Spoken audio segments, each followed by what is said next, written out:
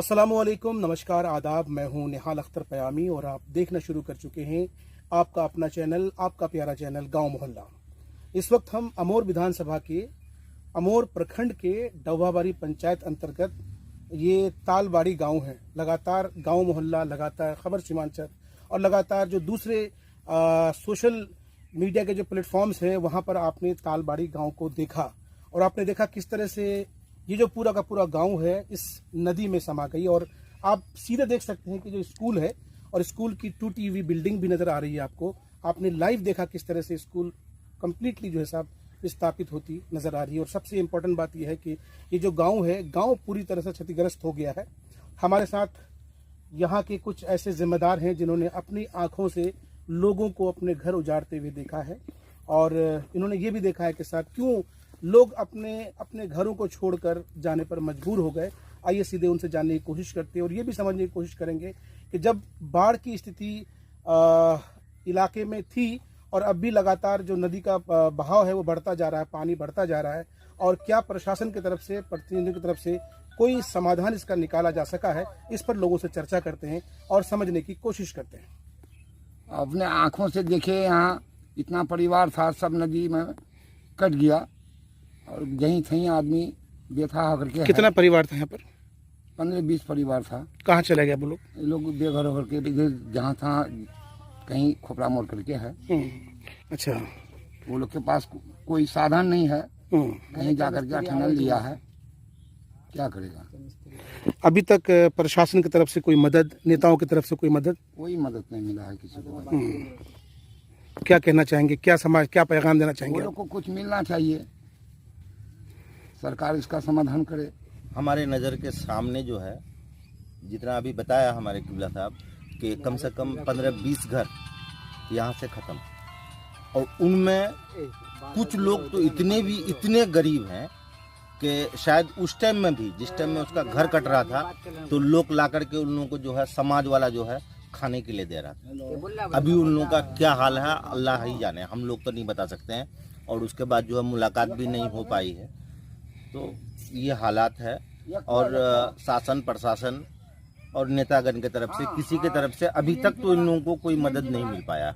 लोग जहाँ खड़े हैं ये तालबाड़ी गांव है और कनकई नदी के किनारे हैं, और हम लोग जो देखे 1 महीना में यहाँ कुछ रोड कट गया जो मुख्यमंत्री द्वारा गांव को जोड़ता था, और स्कूल था जो यहाँ के इस क्षेत्र का स्कूल, एक बहुत बड़ा स्कूल था। तो ना रोड बचा पाया ना स्कूल बचा पाया। ये देख के हम लोग को दुख हुआ। तो ये समझिए क्षेत्र के लोगों की नाकामी है, प्रतिनिधि लोगों का भी नाकामी है, विभाग लोगों का बहुत बड़ा नाकामी है कि वो लोग काम कर रहा है लेकिन उनको दर्द नहीं है कि भाई इनको बचाना कैसे है। एक स्कूल कट जाता है, एक मुख्यमंत्री सड़क कट जाता है, लेकिन प्रशासन सो रहा है और प्रतिनिधि लोग भी अगर जगा हुआ नहीं है तो ये बहुत शर्म की बात है और हमें ये अच्छा नहीं लगा। तो हमारे आने वाले वक्त के लिए लोगों को ये सोचना चाहिए कि भाई हम अपने स्कूल या सड़क को कैसे बचाएं। ये बहुत बड़ी बात है कि हम एक स्कूल नहीं बचा पाते या सड़क नहीं बचा पाते हैं। ये प्रशासन, प्रतिनिधि, विभाग, जो बार प्रबंधक है, उन लोगों के लिए बहुत शर्म की बात है। तो आने वाले टाइम में सिर्फ आपका अगर बिजली नहीं आता है तब दर्द होता है, रोड कटता है तब दर्द होता है, स्कूल कटता है तब दर्द होता है। तो ये ऐसा नहीं होना चाहिए। आपका प्री प्लान होना चाहिए, प्लानिंग होना चाहिए क्षेत्र के सभी लोगों का, ताकि आने वाले टाइम में ऐसा घटना ना हो। जो हुआ बहुत दुख हुआ। अगर हम लोग अगर ऐसे एरिया में रहते हैं, अगर नहीं कुछ कर पाते हैं तो बेकार है। ऐसा क्षेत्र में घूमना या नेतागिरी करना या फिर वीडियो या फिर जो भी है, जो डीएम है, उन लोगों के लिए बहुत शर्म की बात है। आने वाले टाइम में हम लोग कोशिश करेंगे कि ऐसा दोबारा ना हो।